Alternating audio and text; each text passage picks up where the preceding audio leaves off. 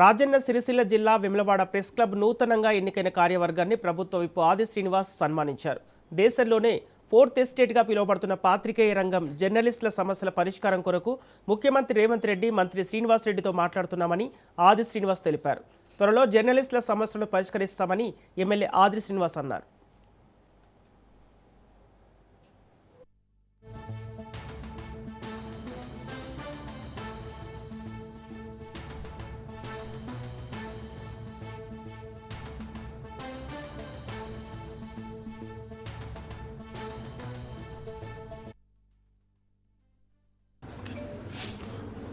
వేములవాడ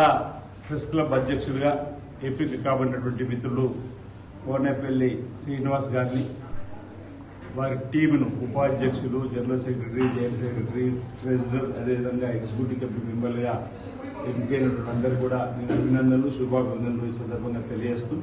సామాజిక సేవలో, సాంఘిక దురాచార రూపుమాపంలో ప్రధానంగా పాత్రికేయ రంగంలో పనిచేస్తున్నటువంటి వారు ఈ దేశంలోనే ఒక 4th ఎస్టేట్గా ఒక చక్కటి గౌరవం, గుర్తింపు ఉండేటువంటి పాత్రికేయ రంగంలో ఉన్నటువంటి వారి యొక్క సమస్యల పరిష్కారం కోసం కూడా ఒక సంఘంగా ఏర్పడి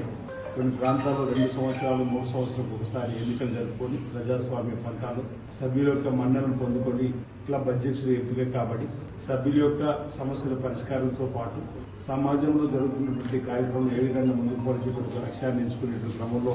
శ్రీనివాస్ గారు కృతజ్ఞతలు కాబట్టి విజయం సాధించాలని చెప్పని శుభాభినందనలు తెలియజేస్తూ